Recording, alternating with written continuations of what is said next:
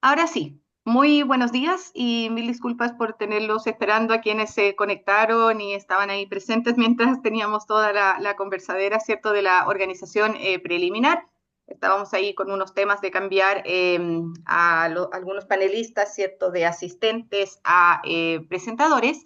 Y bueno, no me quiero extender mucho, les quiero comentar que este webinar está siendo grabado, lo vamos a subir posteriormente a nuestro canal de YouTube de Chile Green Building Council y también próximamente en la web de Chile GBC, en nuestra biblioteca, van a poder encontrar más recursos de este sistema de certificación que a nosotros como Chile GBC sí nos interesa también bastante promover. Vamos a tener una presentación, ¿cierto?, inicial de Mahesh Ramanujam. Él se va a presentar a sí mismo, ¿cierto?, después, y también al final vamos a tener una sesión de preguntas y respuestas. Estas preguntas se seleccionaron entre varias que nos hicieron llegar a través del formulario, algunas las combinamos también, pero sí queremos comentarles que algunas de esas preguntas estaban más referidas al trabajo que hacemos como Chile Green Building Council. Así que también si quieren pueden ir dejando sus consultas a través del chat o a través de la herramienta de preguntas y vamos a proseguir con el webinar. Ahí yo les estaba mostrando, ¿cierto?, brevemente lo que va a ser el programa. Entonces ahora voy a ir de vuelta a Vincent, Sara y Mahesh para que puedan seguir con la presentación. Sara, Vincent, Mahesh, thank you very much for joining us today and for being so generous and giving us your time to be presenting in this webinar for Chile GBC. So I will now stop sharing my screen and leave you so you can share yours. And Mahesh, please introduce yourself and you can start with your presentation. Absolutely. And I think as Sarah and my team is actually sharing the presentation, so I will obviously present. Thank you so much, Maria, for inviting me here. It's exciting to be speaking with the Chile team after a very long time. You know, the last time, I think it's almost 6-7 years before I visited Chile. So it's wonderful to connect virtually. And hello, everyone. My name is Mahesh Ramanujam, and I'm currently the President and CEO of President and CEO of Global Network for Zero, or GNFC, and I've done so much good work with the Chile Green Building Council, along with my partner who's on the call, Sarah Merix. And we founded GNFC in 2021 with a mission of empowering people and organizations to accelerate the realization of a zero emissions world. I know it's a mouthful, but our objective is to really mobilize people and organizations to get to net zero. Now, before I jump into my presentation, I want to thank Maria for organizing this webinar. You know, it's a wonderful opportunity for us. Latin America is very close to my heart. So thanks, Maria, for many years of your service. And I've always been impressed by not only the significant role you have played in market transformation in Chile and Latin American region, but also for your passion for advocating for and advancing the green building movement and your collaborative nature. And what I know about you and what I've always experienced with you is you are an authentic leader. You speak your mind. You lead with positivity. And you know, and with this, this is the reason we want you to serve as our trusted advisor to GNFC so that we can do so many good things together once again. Of course, one of the many reasons I am delighted to meet with all of you today is that I'm quite familiar with the incredible work Chile Green Building Council has been doing under Maria's leadership and the work that the GBCs collectively across Latin America have done to both reset and support the high performance and sustainability bar for the regional and country-specific architecture, engineering, and construction industry. You know, so that's many of you may know quite well from my previous work before GNFC, where I served as the president and CEO of the US Green Building Council. Now, it was from that position with the responsibility of our future-proofing lead with a more rigorous and ambitious certification process, including adding decarbonization requirements and making lead a truly global, regional, local rating system, where I witnessed firsthand the leadership of the Latin America GBCs from the perspective of not only water, energy, and carbon reduction and conservation, but also social equity, a focus on future generations, and improving livability for all. These are all topics that are very close to my heart. And when I see the entire Latin American region embrace that change and lead that change, and I saw that growth firsthand. I was delighted, I was excited, and I continue to be inspired, and I'm personally committed to be doing more and more for this region. So, of course, today I'm not going to present to any of you why green building, because you're all seasoned leaders who are making a huge difference both in your local communities, but also on the international stage. So what I want to discuss today is the next frontier of what building design leadership looks like. And I'm not going to just talk about it from an inspirational or an aspirational point of view, but I want to talk about it from an actionable one, because I think the phase of why is over. The phase of inspiration and action is beyond our scope of influence now, but we must really focus on actions that we can take on the ground. This is why.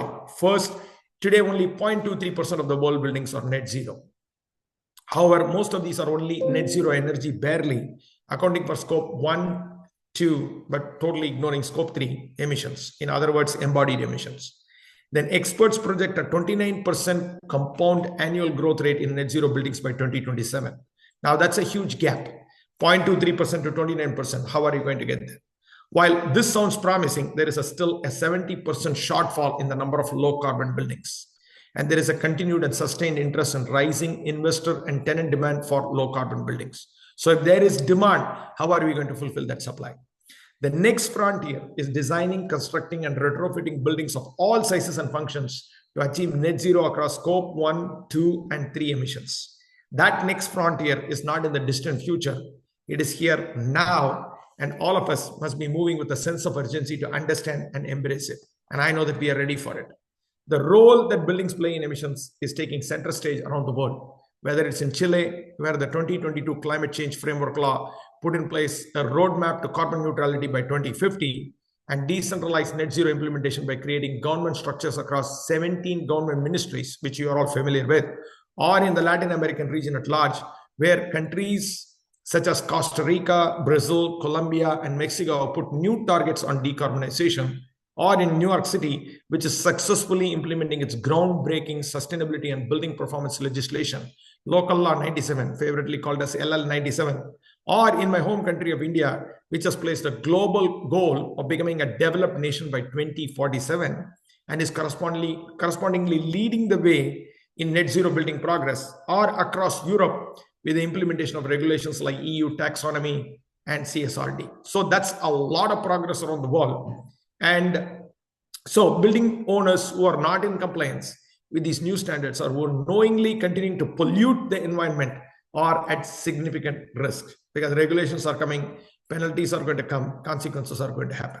So all of us who are listening today know that you can't design and build and account for a 70% shortfall that will be created by the policies and government efforts like the ones I just mentioned, and just countless more overnight. So we must collectively start preparing for this now, and not 5 to 10 years down the road, where our efforts will be too late to meet the opportunity and demand at hand. So demand is good for business, and the ability to meet the opportunity for a business is its core competency. In simple terms, low carbon buildings cannot be created overnight. We have to take a long-term approach to solving this problem, and we need to get started now. So of course, our charge is to lead from the front and demonstrate the art of what is possible when we embrace the future instead of the current status quo. So let's start talking about this next frontier from the global level and set a baseline for where we are today. We have just 5 years left to the deadlines of the Paris Agreement. And according to the UN Framework Convention on Climate Change's September 2023 report, the world is not on track to meet those goals. And as of June 2024, 107 countries that are responsible for 82% of GHG emissions have adopted net zero pledges, frameworks, or laws.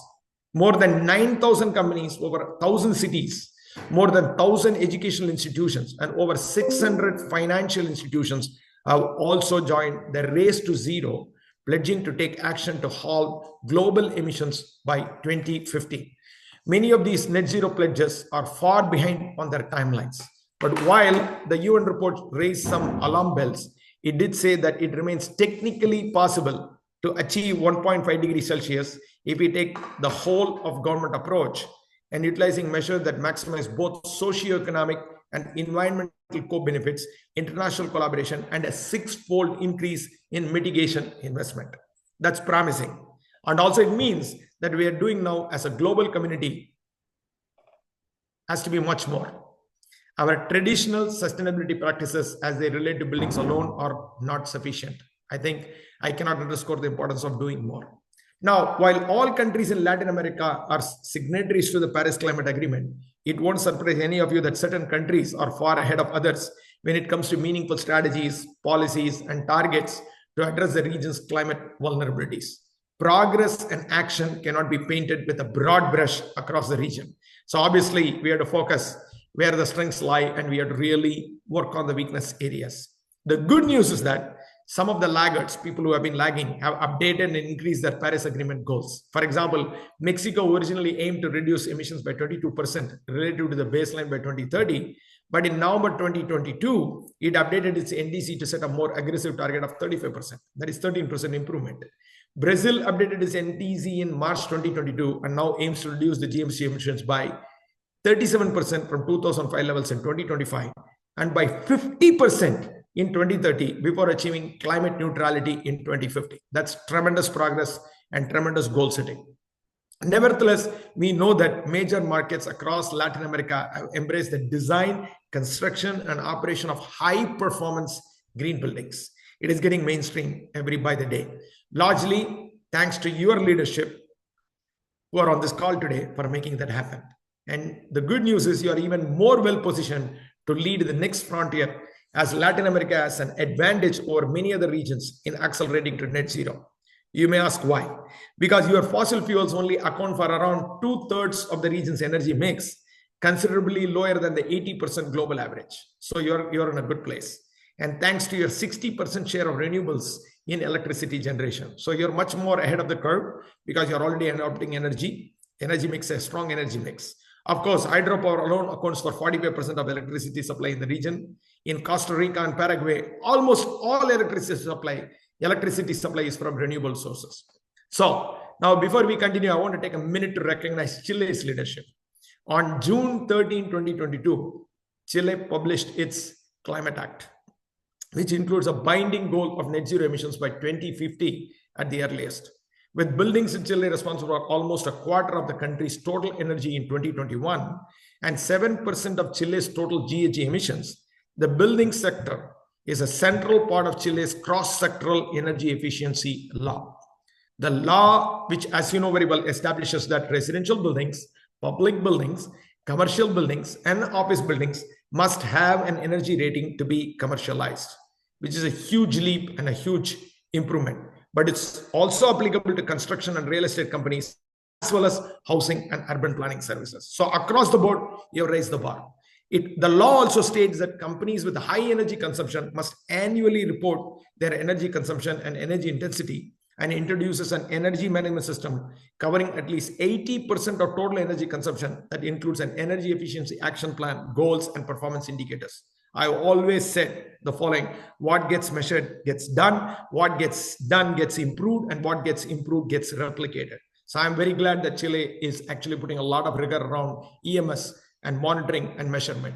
Now, like with any other sector, Chile's energy strategy also established a number of targets to minimize emissions from the building sector, including a requirement that 10% of existing homes have a specific standard for thermal regulation by 2050, which should point towards net zero energy buildings. That's a great start.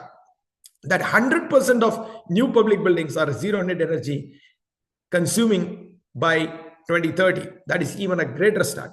And even better that's coming is that 100% of new residential and non-residential buildings are zero net energy consumption by 2050.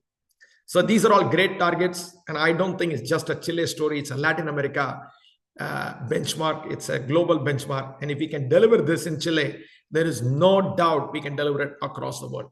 In fact, even prior to the updated PEN and the energy efficiency law, Chile has been pursuing strategies for the building sector, such as the National Strategy for Sustainable Construction, which is also currently in the process of being updated to respond to new national and international commitments and better account for the impacts of climate change. You are leading the global change for net zero. I'm delighted by that.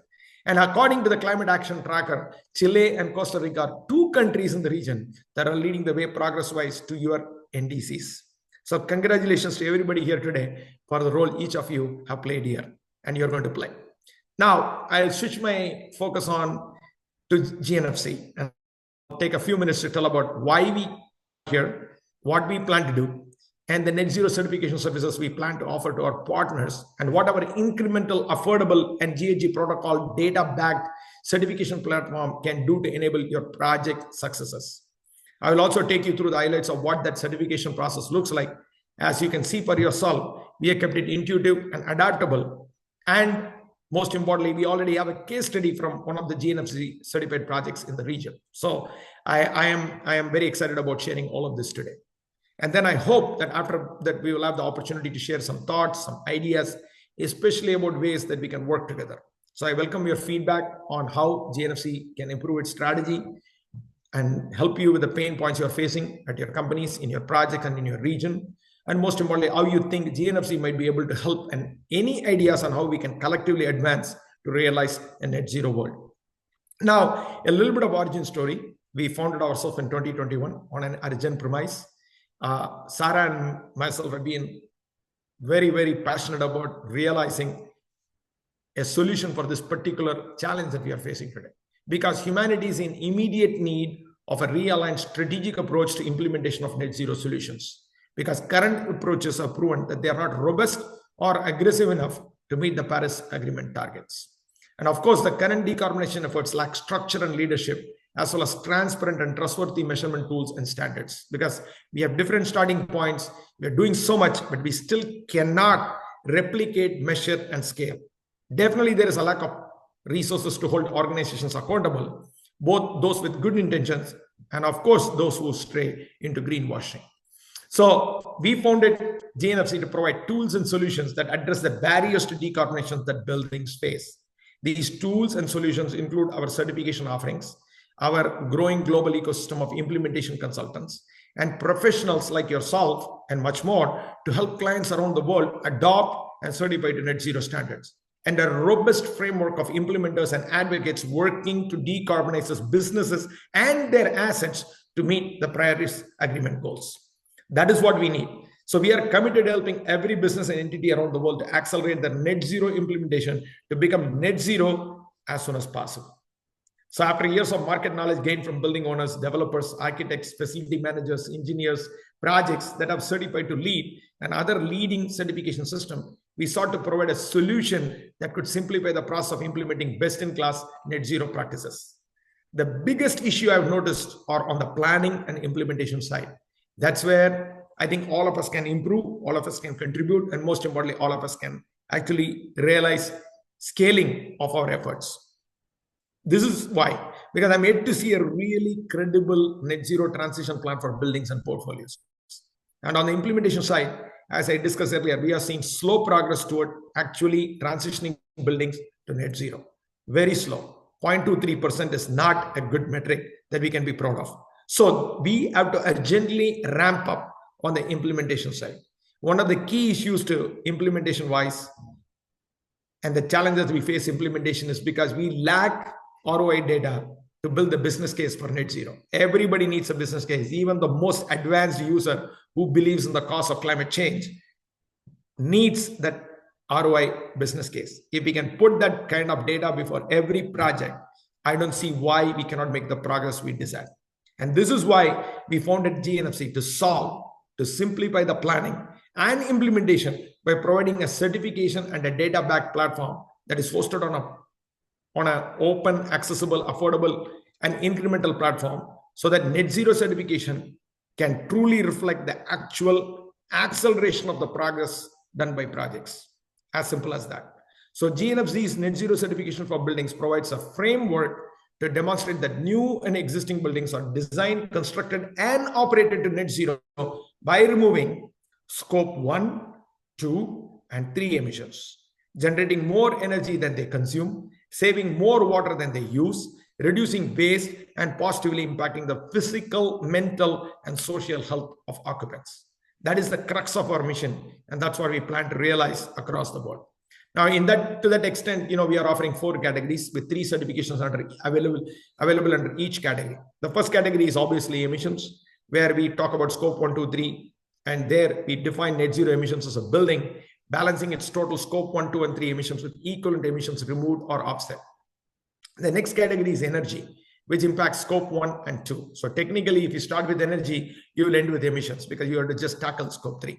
Now, net zero energy for us is simply a building generating renewable energy on-site or off-site equal to its annual energy consumption, resulting in the mitigation of scope 1 and 2 emissions and net zero energy drawn from the grid. And the last two categories of water and waste go beyond scope emissions. Net zero water is defined as a building balancing its total water consumption with an equivalent amount of water replenished on site or through alternative sources within a defined period of time. It could be 1 month, it could be 2 months, it could be 1 year, based on projects' specific needs. And net zero waste is defined as a building that aims to eliminate waste generation by maximizing recycling, composting, and other diversion strategies to achieve zero waste sent to the landfill.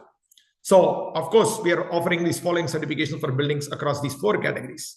Now, the steps that we go through are obviously we are giving the design certification, which is offered during the design phase, so that projects can demonstrate that they are designing to net zero.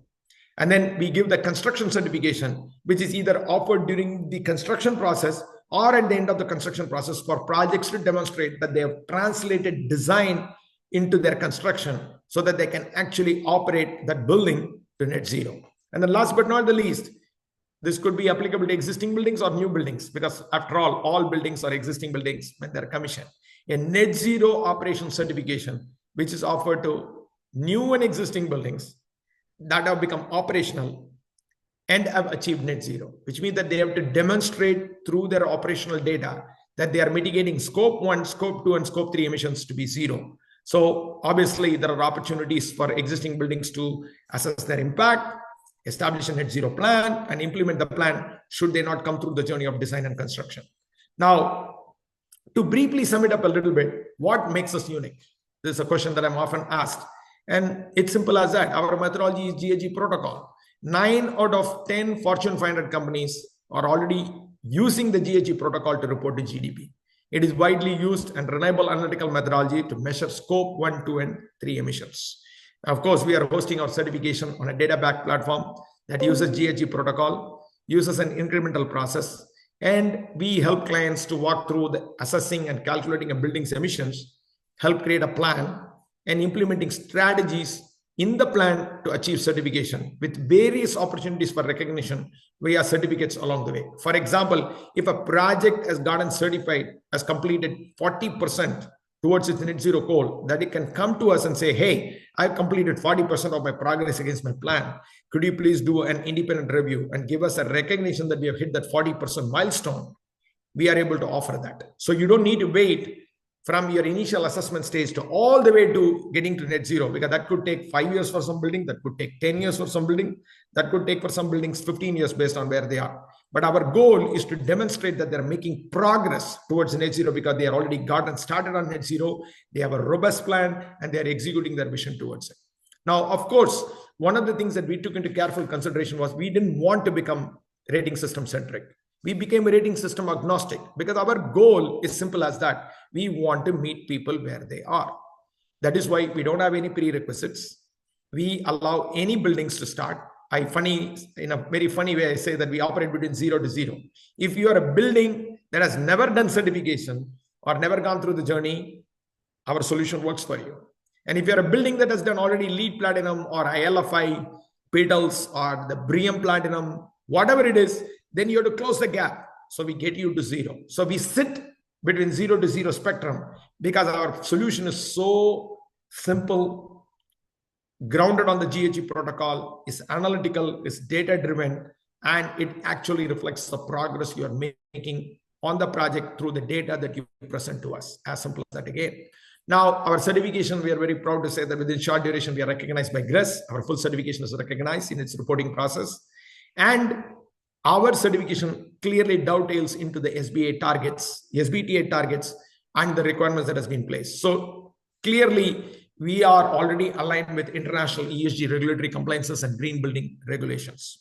Now, as I promised earlier, I'll quickly get into a case study, which I'm very happy to present today. Gruppo Schifani, which already achieved LEED Platinum, was able to net zero certify their commercial headquarters in Querétaro, Mexico to net zero last year with support from TREE, a leading Mexican environmental consulting firm, and the GNFC team.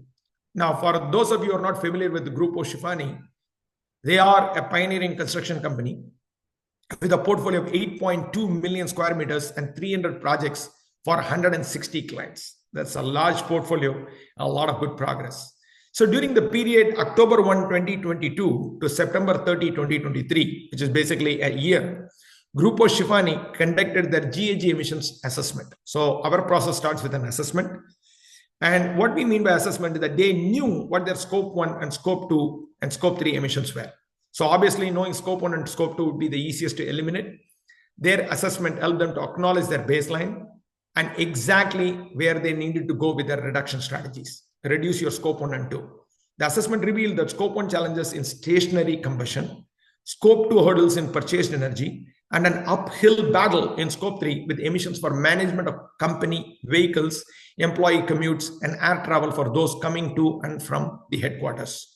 Remember, this is for operational certification. Now, interestingly, they were able to get insights from their assessment and also understood the barriers to progress or the root causes for their emissions from their assessment, scope 1, 2, and 3. Grupo Schifani then went ahead and used a combination of emission reduction strategies and carbon credits to achieve certification. To be clear, we don't believe that without you need carbon credits or carbon offsets to get to net zero, at least based on where we are today. And we are really hoping that this will reduce over a period of time. So for scope 1 reduction, they performed regular inspections and tracking of refrigerant leaks to ensure leakage rates remain below 3%. They also improved equipment usage and began implementing energy efficient strategies via educational workshops for personnel. Of course, education awareness leads to transformation. Now for scope 2, they installed solar panels to ensure 100% of energy consumption is sourced from renewable energy. Now we all know that that's an easy lift. If you are willing and if you have the budget, that is the easiest opportunity for any one of us to eliminate scope 2. In addition to employing software tools such as Sunwise for tracking and optimizing solar energy generation and consumption in real time, the company also upgraded to LED lighting fixtures and implemented advanced lighting control systems. Of course, on one side, you're putting renewable energy. On the other side, you are applying adaptive strategies, passive strategies to ensure that efficiency is also tackled simultaneously. And Grupo Schifani finally prioritized the reduction of scope 3 emissions by promoting work from home policies, implementing carpool programs, and renovating facilities to support sustainable commuting. Of course, this is always the hardest part of any project. Additionally, they purchased carbon offsets for flights and optimized travel requirements to reduce unnecessary trips. Other scope 3 reduction practices include conducting waste audits and diverting up to 40% of waste for recycling, the encouragement of partners and suppliers to adopt sustainable practices to reduce overall supply chain emissions, and the transition to hybrid or high efficiency vehicles when renewing the vehicle fleet, of course, wherever possible. And as part of their plan, Grupo Schifani also employed carbon credits to close the gap and achieve certification. But their plan is to reduce their dependence on these year over year to meet the requirements of GNFC certification. Now, earlier I mentioned we are encouraging projects to use carbon offsets, but I want to caveat it by saying that we should use it only if it is relevant and if it is the last resort. Second thing, that we need every project to not just rely on just carbon offsets, but make an early effort to reduce the carbon offsets so that a permanent carbon removal strategy will get them to net zero certification and helping them stay there. Of course, the comprehensive net zero data monitoring plan in place for Grupo Schifani's headquarters has targets for 7 categories, including solar energy use, commuting emissions, air travel emissions, HVAC efficiency, waste diversion, lighting, and energy use and overall emissions. This is fabulous metric system to track. And to be honest, this is not only for Grupo Schifani. Every building or a project can do this, can learn so much from this project, from this approach from Grupo Schifani, and replicate it in their own way within their projects or within their portfolio projects. And this is how we can realize a zero emissions world across the board and well before 2050. This is a very scalable effort that we can do. And the good news is that we have all the tools, all the knowledge, all the experiences out there within you and outside this network to make that happen. So with that, thank you so much for this opportunity, Maria, and for those listening. And I'm delighted to connect with Chile again over a call, hopefully in person soon. And at this point, I'll pause. I'll let you reflect on what I shared and allow me the pleasure of answering some any questions or any potential dialogue that we can have together. Thank you again. Mahesh, too, I think we have Saranjani from our team who has joined and to do a technical demo. Maria Fernanda, if you could make her a host. Yes, she's ready to present. Okay, perfect. Yeah, we can check if she can share her screen. Thank you so much, Mahesh. Really hope to see you soon in Chile. You're always invited to visit us. Yeah, it has been like 7 years, I think, because of a project here. And just for you to know, we already have like 2 or 3 companies interested, on talking to you to implement the certification in their building. So yeah, we will be in contact soon for that. Thank you very much. Thank you so much, Maria.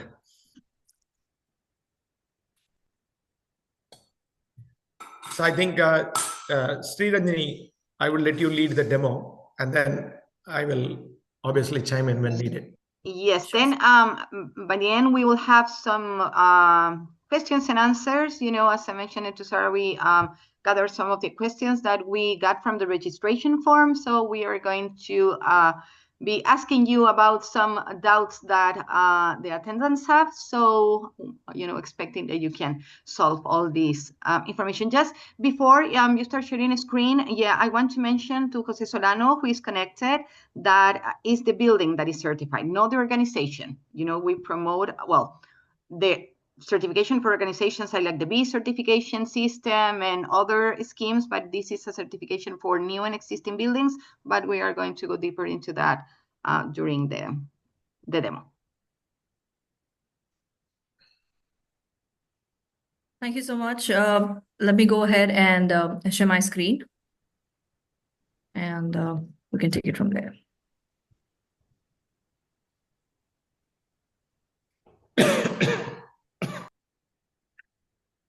So I hope my screen is visible.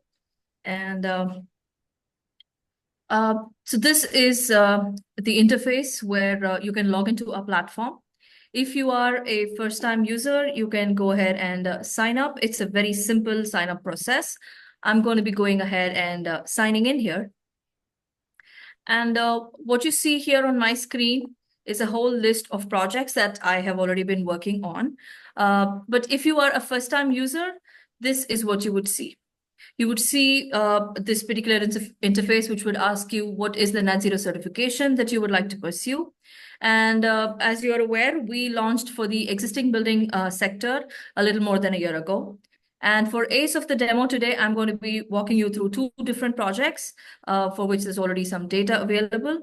So let's quickly move on to that. We'll look at Alpha Tower 3310.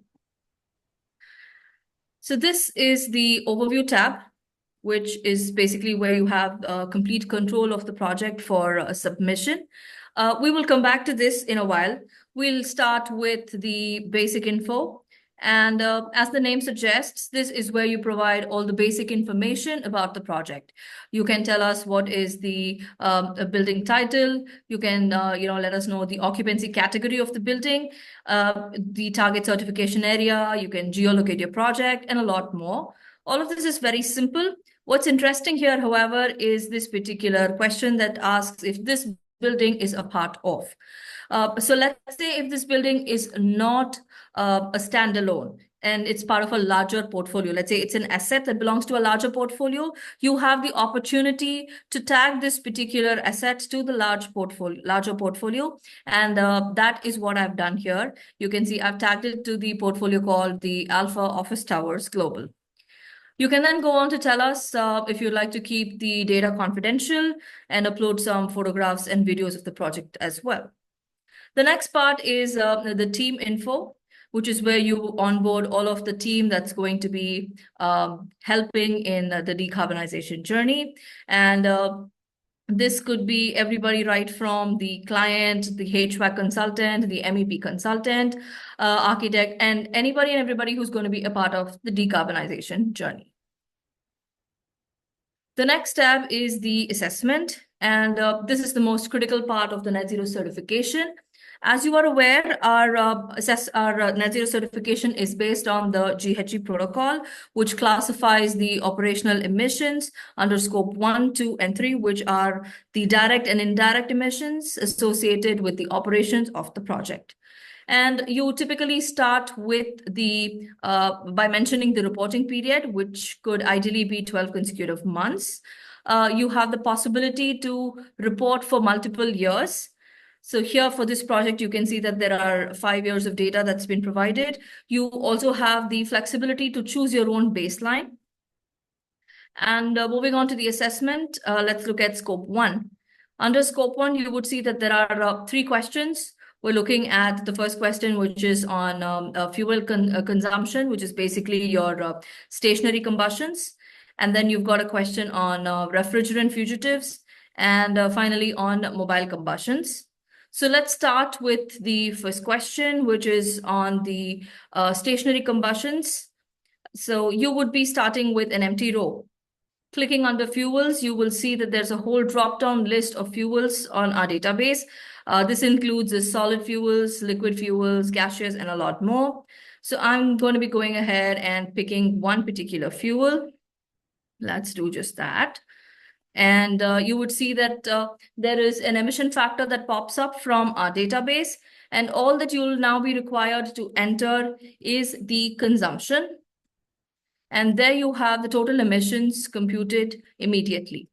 Now, the emission factor in our database are sourced from reputed sources such as US EPA, DEFRA, IPCC's Assessment Report 6, and any region-specific emission factors that are readily available.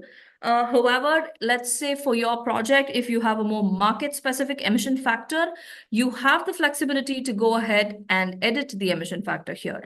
So that's what I'm going to be doing now. Let me just key in a particular number. There you can see that there is an icon that appears, hovering over which will give you the default emission factor from our database.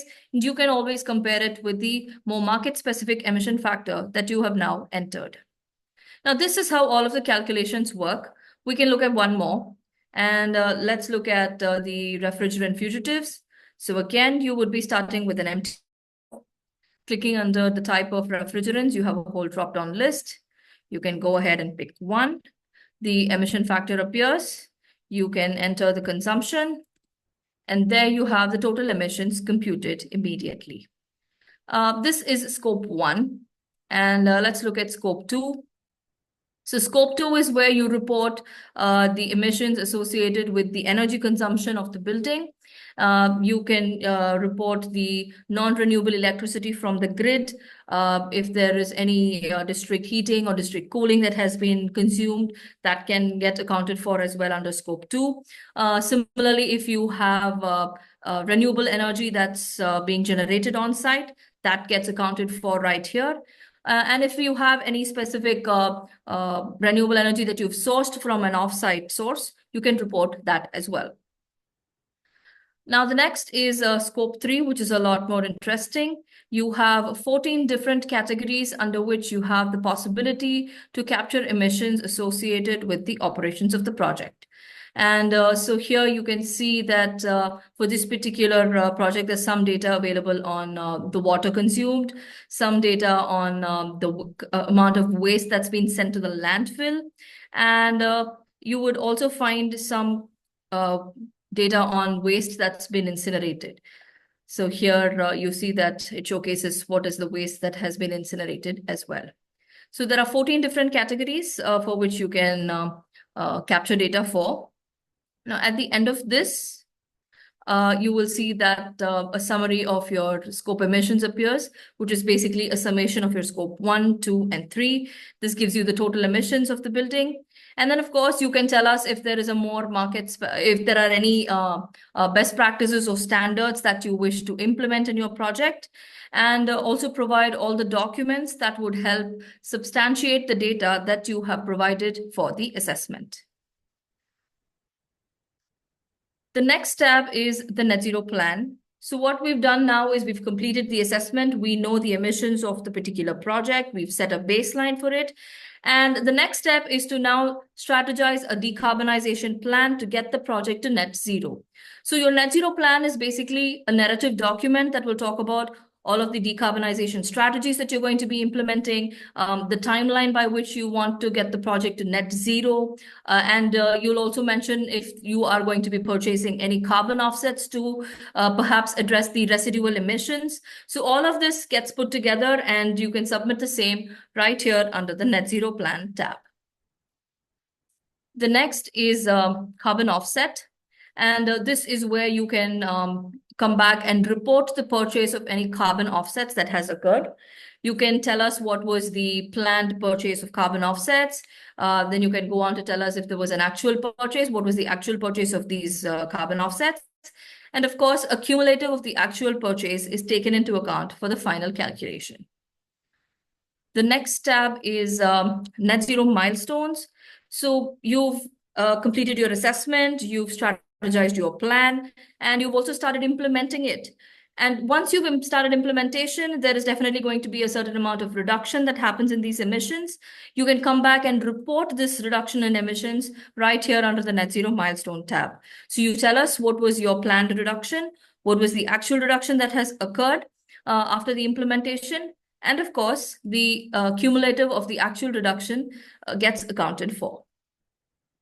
The next tab is a summary of emissions. So what you see here are basically the numbers right from the assessment up until the net zero milestones. So you see scope 1, 2, and 3, a summation of that showing you the total emissions of the building.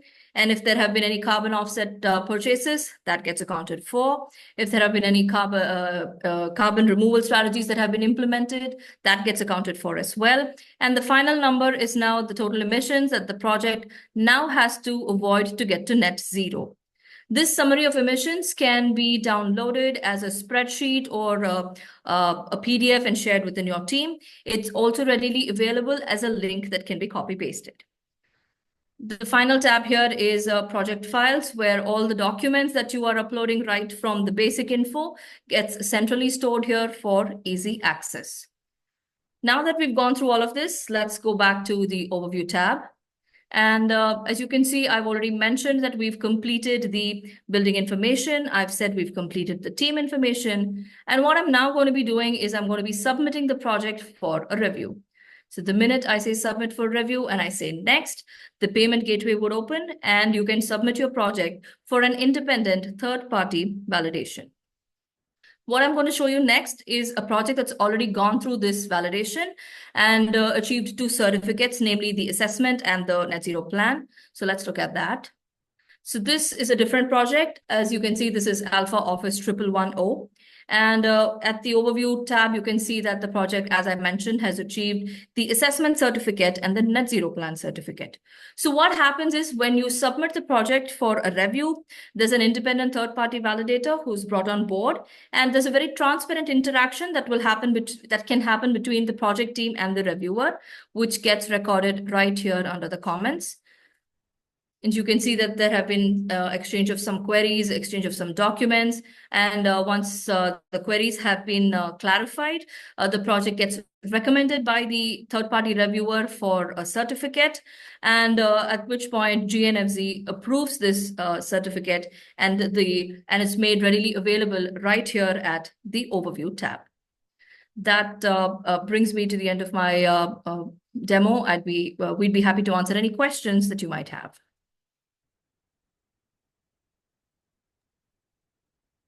Thank you very much for the presentation. I have some questions that were the ones that I sent, but I don't know if you can go to the Q&A section. And there is a question that we also want to know, and that is related to professional accreditation. I don't know if you have more information about that, Mahesh, Sarah, and Sinjani, and because what we want to do is, after this introductory webinar, to have more training so people can learn more about how to use the platform, how to implement the strategy. So if you can tell us more about if there is going to be in the future some kind of accreditation or professional accreditation. Yeah, currently, thanks, Maria, and thanks, Sriranjani, for the demo. I saw the question. The short answer now is that we are keeping it open for all. We are allowing everybody to come in, access, because we are in the initial build out of the network, right? But however, the idea / the ask itself is important, because at some point of time, we want to get to a certain level of standardization on how people develop plans. They have deeper insights on how to calculate emissions, etc., etc., etc. So today is the conversation starter with you, Maria, being in the lead. And we are hoping that with you, we are able to develop this for Chile and Latin America market at least. And the idea of accreditation, more than accreditation, training, giving people the right tools, allowing them to really simplify the process, because we don't want to make things complicated, but we want to make them rigorous in terms of output and quality, right? It's not about coming back and saying, I need to do 10 exams and pass, and somewhat I'm not contributing to the project. But the question is, how are you going to improve a project performance? How are you going to really deliver? These things will become essential, and that will put people on either on the good implementation side or a good review side. So in short, we are looking forward to collaborating with you, Chile, GBC, and the extended team to create those types of training, accreditation, and most importantly, sharing the knowledge across the network. Soon coming. Thank you very much, Mahesh. And yeah, as you mentioned, we what we want is to work in more trainings, Correct. It's for us is something in my experience and the experience of the team, like being a lead AP for a long time, and we have AP and we have true advisors and a lot of accredited professionals in the team, is that not most of the times, but sometimes we have accredited professionals that we call the book accredited professionals, that it not necessarily mean that they have technical experience or practice in implementing the strategies in the building. So yeah, I think that what we need to do the most, more training and more capabilities creation and knowledge reference and everything. I don't know, Sarah. And I think if I may just, sorry, Maria, yes, I think you touched on something important. That is why we want to, you touched on a very important point. Experiential implementation oriented training is key. For that, the best way to get started, anybody who wants to get accredited officially, bring a project to Maria and let us start working on that project. So through the journey, an expert can educate the other expert how to really approach it, because the art of calculating emissions and really trying to create a plan is not an exercise just a group of people can do it. It's a network has to do it. And this is where we can leverage our collective knowledge and really make it open source and critique and make it better, stronger. And then of course your budget will dictate, your timeline will dictate what the outcomes look like. So there could be a new model. We can go a little bit open source, and so we can go beyond the book. Thank you. I don't know if anyone has, before you forget, any question related to the demo platform that was recently showed. Because I don't know, sorry, if we are turning now into case studies or more about the presentation. I think we covered all. We are, sorry, Sarah, go ahead. No, I mean, we have additional case studies and resources that perhaps we could share after, if that makes sense, of another certified projects and a pitch deck. And we have another a 6-minute platform demo video that kind of breaks down that platform demo that we're happy to share as a follow-up to. But if there's additional questions, we're happy to kind of go through and answer those as well.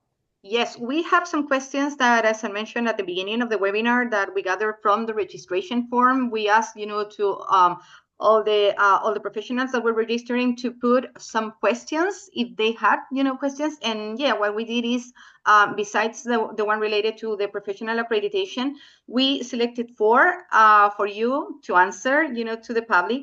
And the first is, which are the main strategies to incorporate in new buildings and existing buildings? Because we know this system is available for both new buildings and existing buildings. And to achieve compliance with the Global Network for Zero certification scheme, which are the main strategies that you will recommend?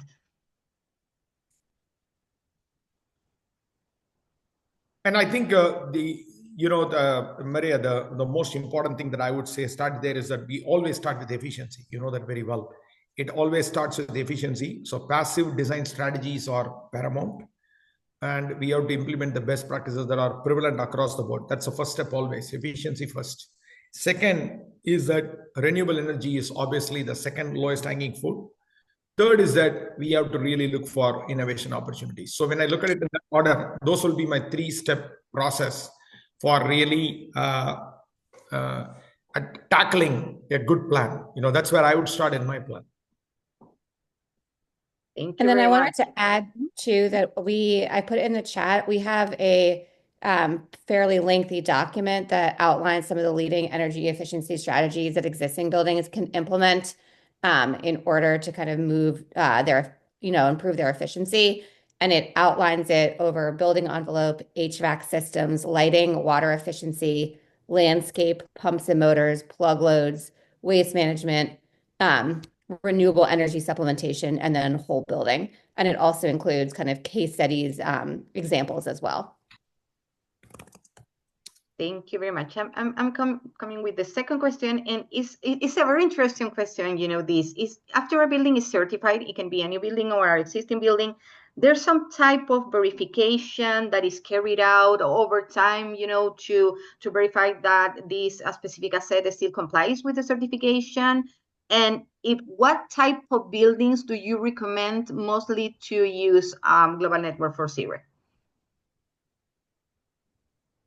I think the starting point always, to be honest, first is all buildings, right? So I look at through 3 lenses. First, if I am going to do consulting, I look at I'll just speak from a consultant's perspective, right? An implementer's perspective is always better. If I'm a consultant, today I look at all the buildings, a portfolio of buildings that I've already done, and look at them hard and say, look, I've contributed so much. I made them a LEED building. I made them a LEED certified gold, silver, platinum. I made them well building. All of this is great. But how do I declare this building to be net zero? That'll be my first greatest opportunity, because closing that gap is easy. Convincing the client is easy, and only incremental step is needed. You may be 80% already there. You may be 84% there. You may be 90% there. But now you're going to quantify that and getting it to the next level. That is the first step. The second place where I would start is the place where many people have said, no, I cannot do LEED. I am not going to do LEED because it's very expensive. It is not easy to do. It doesn't recognize everything I have. I have some prerequisites that I will not be able to meet. I'm just saying, don't worry about all of that. Just jump right into it and do a simple assessment of that building. And you will quickly figure out that many of the things that LEED advocates for to be a prerequisite, there is a reason. Number one, a LEED is a great system. LEED is a fantastic system. So you should never try to override LEED. But there are scenarios when you have to override LEED. You also will understand why through our program that overriding of LEED has created a certain level of limitation. And through our process, you can try to overcome them, right? How do you overcome them? Not from strategy, but from an outcome point of view.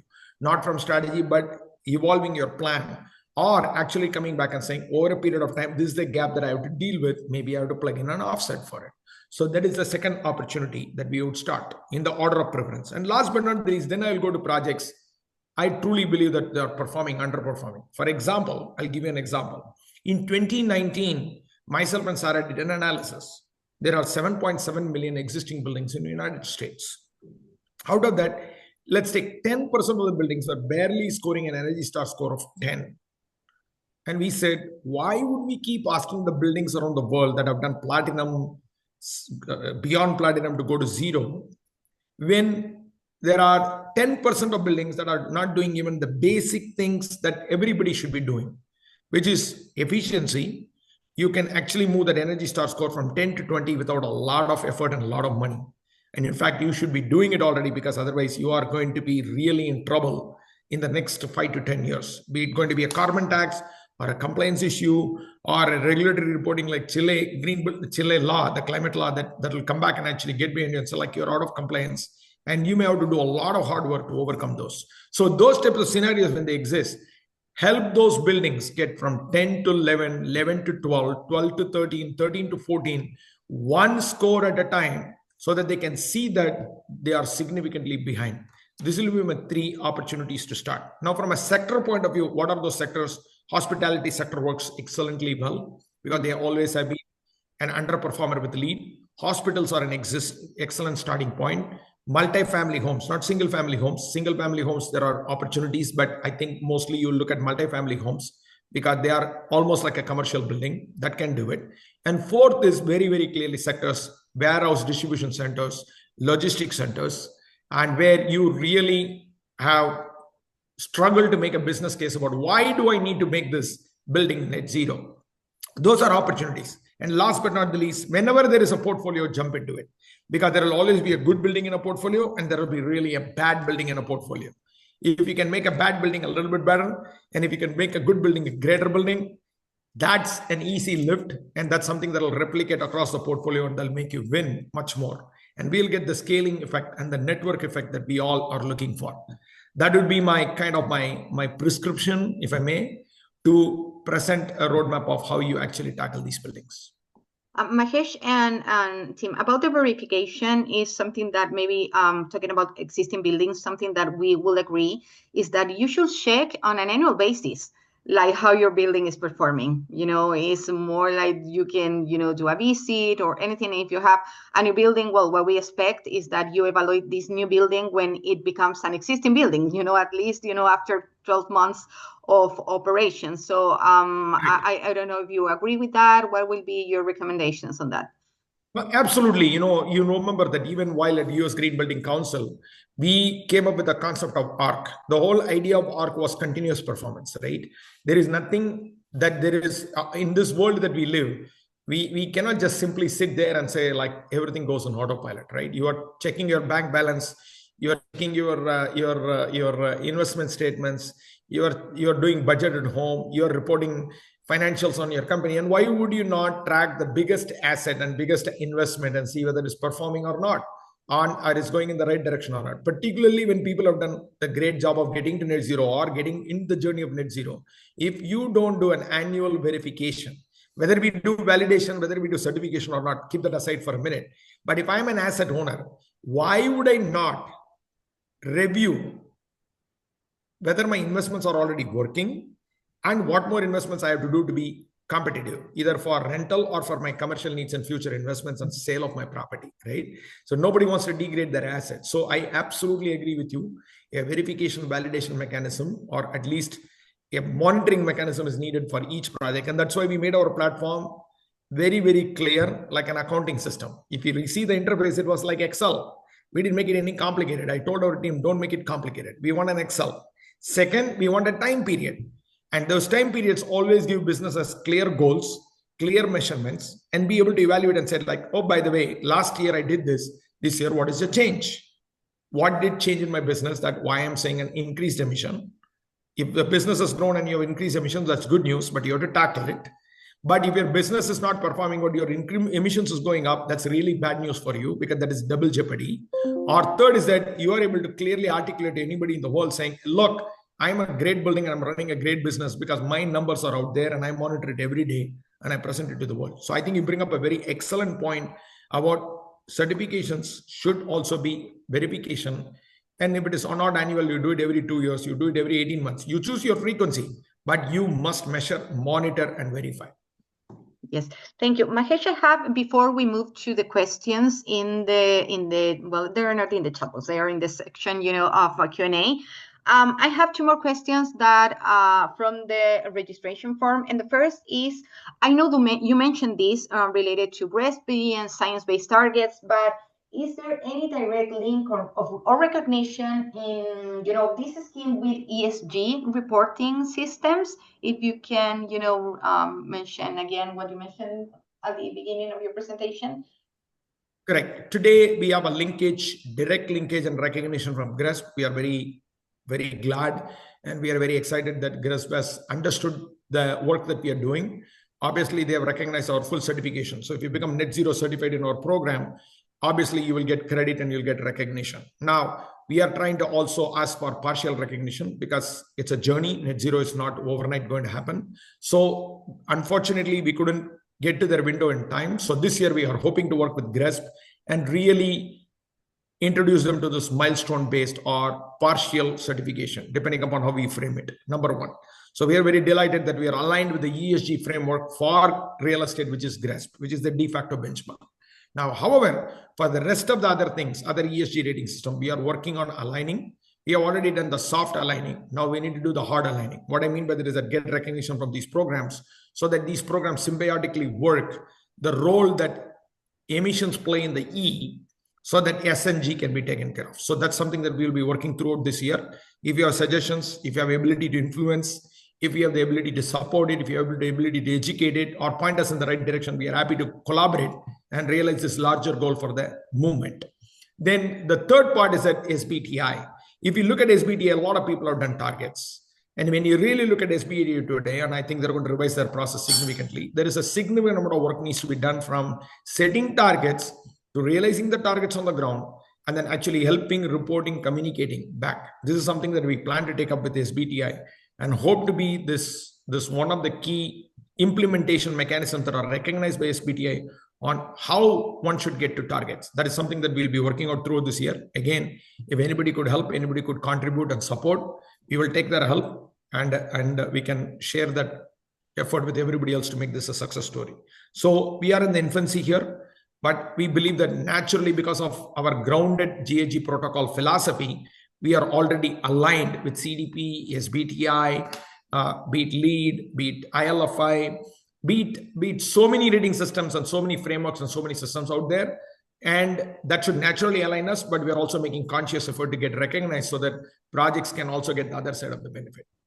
Thank you very much, Mahesh, because you already answered the question that I was about to ask afterwards, and that is, how is the certification related to another well-known certification schemes in Latin America, such as LEED and EDGE, and yeah, it's totally related. So it's not that you have to do one and not the other. You can do both, and that's awesome, because you have more opportunities to manage your building in the best way possible.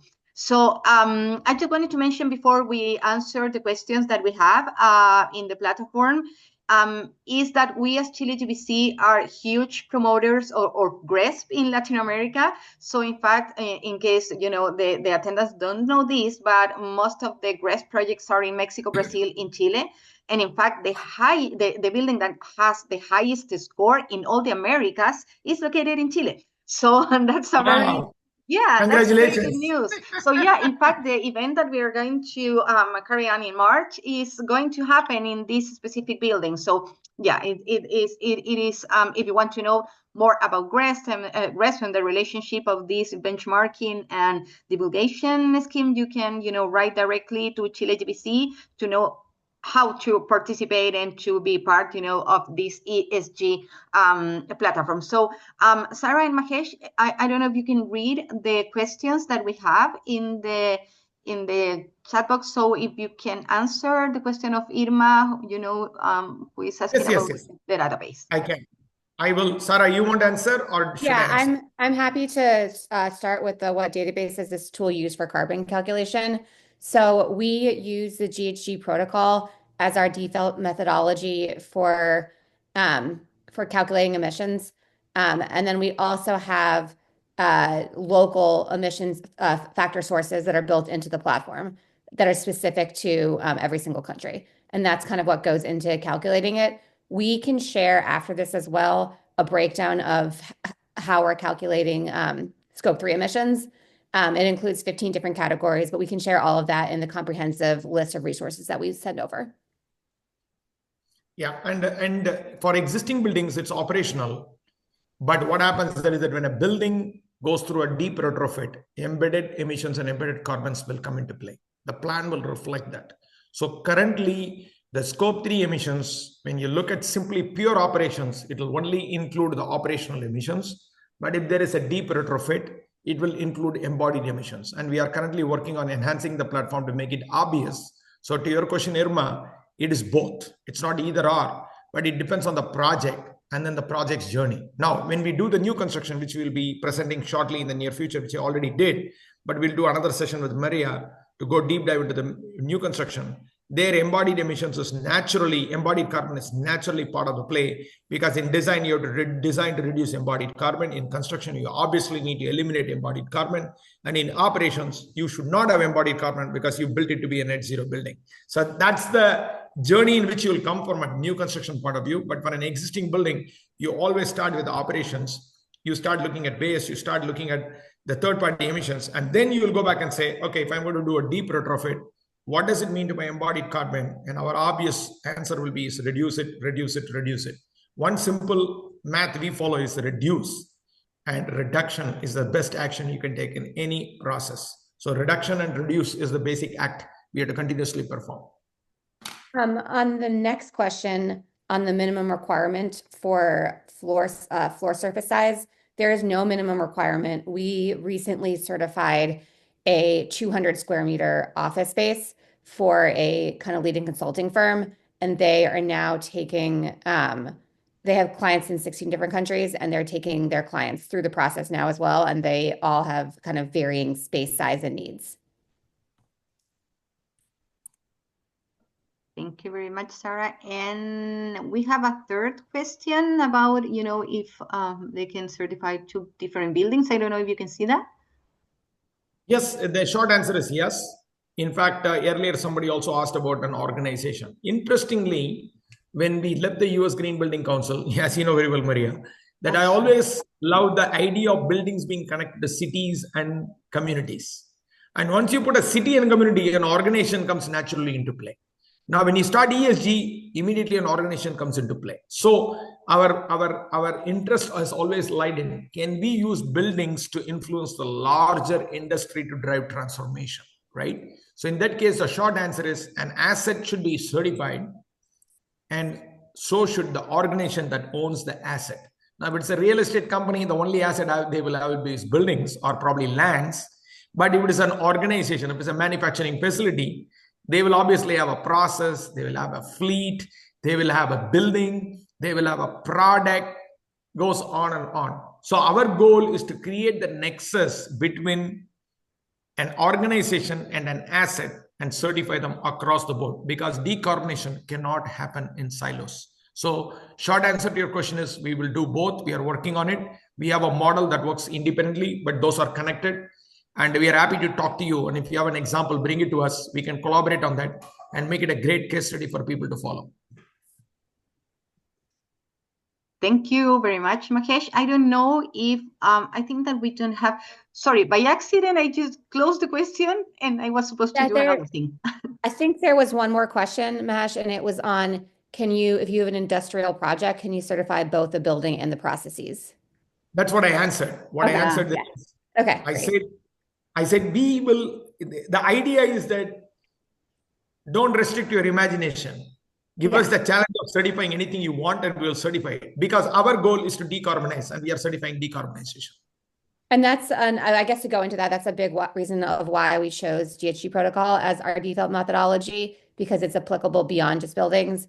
And right now we have certifications available for buildings, portfolios, and businesses operations. But as Mahesh mentioned, we plan to go beyond to cover cities, products, assets, materials, etc. So we are here to support the net zero transition. Yes, so I was writing in the chat that if attendants need more information about the certification, they can write to Chile GBC. And we are also going to send them all the information and the deck that you mentioned, Sarah, the YouTube links. Well, we already shared, to them the demo video in YouTube. Well, but we have more resources. So what we are going to do, if there is any developer that is connected in the chat, we already have, a couple of developers that wrote us.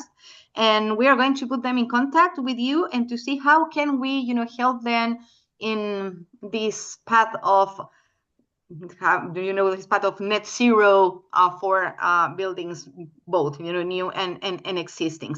So I'm going to I don't know, Mahesh, if you want to give some closure remarks on this.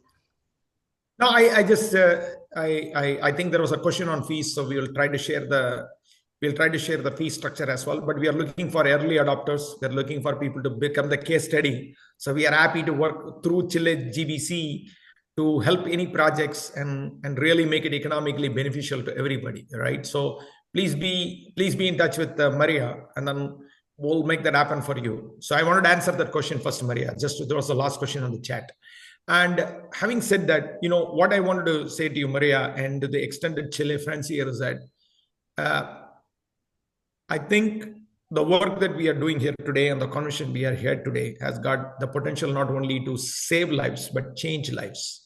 And we can do some massive transformation. But it takes a very simple effort to bring that intentionality of getting started. Let's get started. And I'm pretty confident that with your help and with your support, we will arrive. We'll arrive at zero, well ahead of 2050, because that's what we can pass on to the next generations to come. So thank you for this wonderful opportunity to connect with you, albeit virtually. But I share your enthusiasm, optimism to build a better world. And the best part is that we're going to do it, and you're going to see that happen because you're going to be doing it. Thank you so much. Thank you very much, Mahesh. And please stay tuned because we are coming with more of Global Network for Zero this year, maybe with more trainings and more webinars and hopefully case studies for Chile, in the future. So yeah, I'm going to take, a small part of your time to share something because we have, this event in March. So I'm going to I'm going to switch to Spanish. Please forgive me. Please. Sí, más fácil. Nada, invitar a todos quienes son los asistentes y pedirle al equipo de Chile GBC si me pueden apoyar porque no puedo hacer las dos cosas al mismo tiempo, pero invitarles a la Chile Green Building Week que tenemos en marzo, del 24 al 28 de marzo. Chile Green Building Council realiza todos los años una semana, ¿cierto?, de eventos y de actividades. Y este año, en marzo, tenemos, la verdad es que es un evento bien importante, uno, porque Chile GBC cumple 15 años, este 2025, y porque además vamos a ser la sede de varios eventos que tienen carácter regional. Entre esos, ¿cierto?, el primer Well Summit del Cono Sur y el primero de Latinoamérica, organizado por un Green Building Council en el MUT, que todos conocen el MUT, así que va a ser ahí en el MUT, el Foro de Soluciones Sostenibles e Innovación que estamos organizando junto a la Cámara Chilena de la Construcción y también el lanzamiento del reporte de Green Buildings para Chile que vamos a lanzar junto a JLL. Así que les vamos a compartir por el chat para que puedan registrarse en el Summit de Well. Es gratuito, abierto a todo público. Sí tenemos cupos limitados, así que les invitamos a que se registren a través del link de Eventbrite, que les vamos a compartir a través del chat. Y vamos a tener speakers nacionales, internacionales, viene una delegación importante de otros países de Latinoamérica y es una buena oportunidad para aprender más y también para hacer networking con otros profesionales de la industria.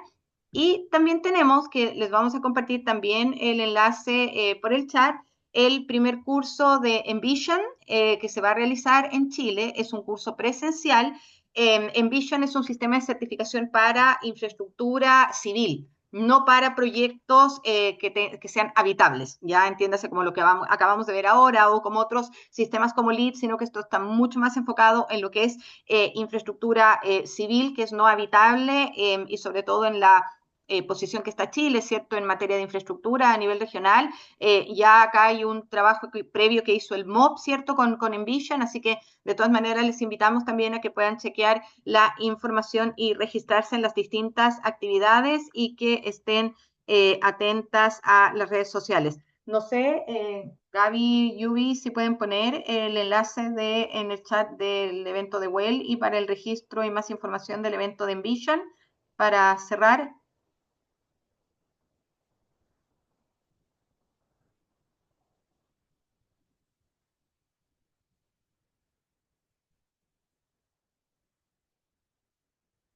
I'm not sure if my team can hear me because they are. We can definitely hear you. I can hear you.